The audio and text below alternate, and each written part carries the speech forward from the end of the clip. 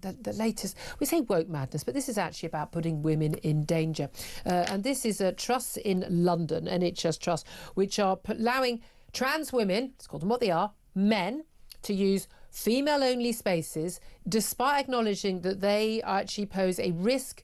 Well, they use these terms, a risk to a particular gender and are potentially very distressing for other patients on a single-sex ward. What they mean is they're allowing men who claim that they identify as women onto women's single-sex wards in mental health hospitals.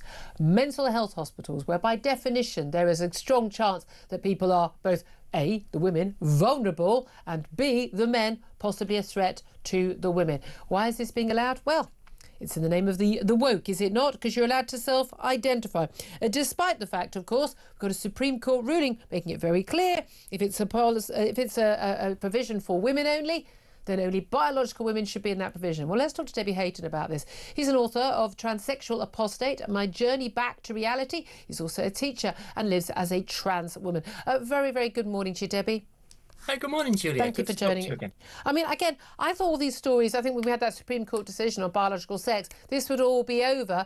It doesn't matter whether it's hospitals, Parliament, a beach sauna on the beach in Brighton. Everyone seems to find it very, very difficult to understand the concept that a man who claims he's a woman isn't actually a woman and shouldn't be in a woman-only space. Well, yes, quite. And I think in some cases that policymakers who have drafted and put into effect some really ludicrous policies need to go and unpick those policies, not try and ignore them. And in the case of mental health hospitals, yes, you're absolutely right. These women are vulnerable, but also in a lot of cases, they can't actually leave. So this is an even worse situation when you're putting women into an environment that they can't actually walk out away from. Yeah, exactly. Well, under the current NHS guidelines published in 2019, they say that transgender people should be accommodated according to the way they dress, their name and their pronouns, which they say may not always accord with the physical sex appearance of the chest or genitalia. And it applies to not just the wards, but toilet and bathing facilities as well. Apart from, pre-operative trans people sharing open shower facilities, that doesn't apply. This is clearly a risk. This is the same as the risk of trans-identifying men being in, prisons, women's prisons, trans-identifying men being in domestic violence shelters with women who are very vulnerable.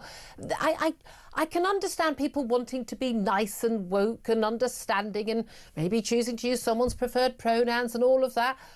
But fundamentally, we are talking about vulnerable women's safety here. Well, we are. And this is just not compliant with the law, which was clarified by the Supreme Court last month.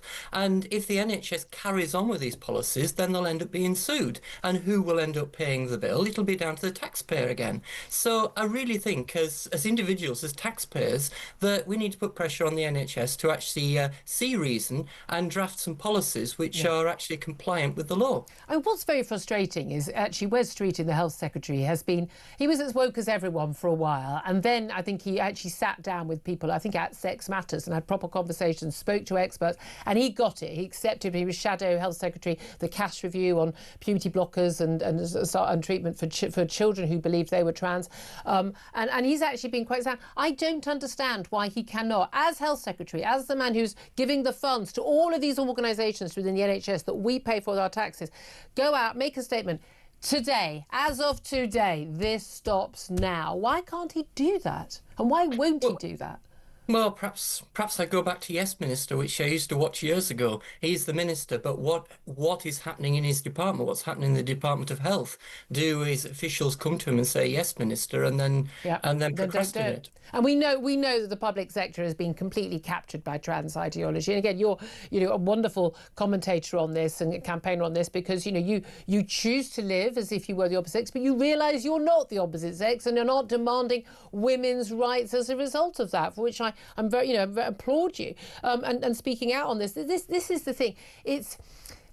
It's when an organisation like the NHS has been so captured, they almost can't see the wood for the trees. They're there to protect people, and mental health units in particular, vulnerable people. Vulnerable women shouldn't have. In one case, they talked about in this audit of again, let's say a male patient who happened to be considering himself trans. He had bipolar disorder. He was in a manic state, and of course he was taking off his clothes in a manic state in a women's area. That would have been terrifying for women.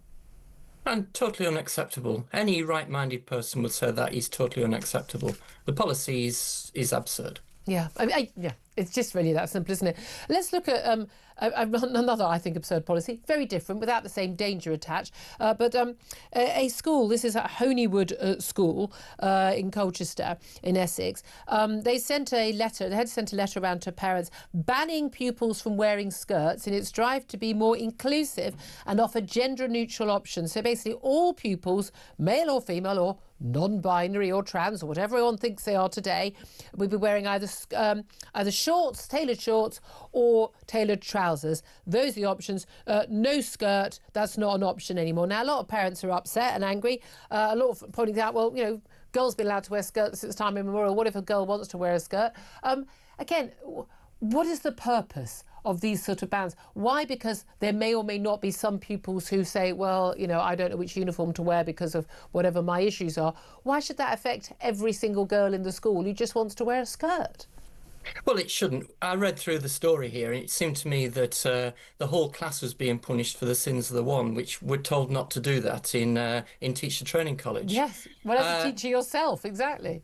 Yeah, it did seem that the underlying issue here was not so much the inclusivity, but the fact that the girls have been rolling up the skirts. But girls have always done that, and it's the job of teachers to always say, roll them down. Everyone, everyone at my school, I went to a single-sex school, so, you know, and you didn't bother rolling your skirt up during the school hours. The moment we got on that bus, you rolled them up. I mean, that was. But again, if a head teacher can't deal with kids in uniform, I always love those heads who at the beginning of term, after 15 emails and letters and meetings with parents, they've said, you can't wear trainers, you have to wear this or that, and any kid who isn't the right uniform is sent home. And they send 50 kids home. And all these parents are up in arms. And I'm applauding those head teachers every time. I believe really strongly. Strict uniform, strict discipline and all that, and it sets the tone for a whole school. I find it extraordinary. A head teacher who can't enforce uniform, frankly, is not worth their salt. Well, uniform is always an issue. It's always a case where teachers are always going to be nagging children, and children are always going to push boundaries. That's part of the game. Yeah, one solution which we came up with in a previous school for the skirts being rolled up, the head of drama found some rather unflattering long wraparound skirts in the props cupboard. And these were then brandished in a sixth form assembly, and said that any girl whose skirt is too short will be required to wear one of these skirts for the rest of the day, just to keep you safe, of course. Oh no, there'll be a human rights lawyer who get involved on that. Debbie Hayton, so appreciate you joining us, author of Transsexual Apostate, My Journey Back to Reality. She's also a teacher. He, she. I get it confused. I see the word Debbie, I think she, but I know he, quite happy to have he pronouns.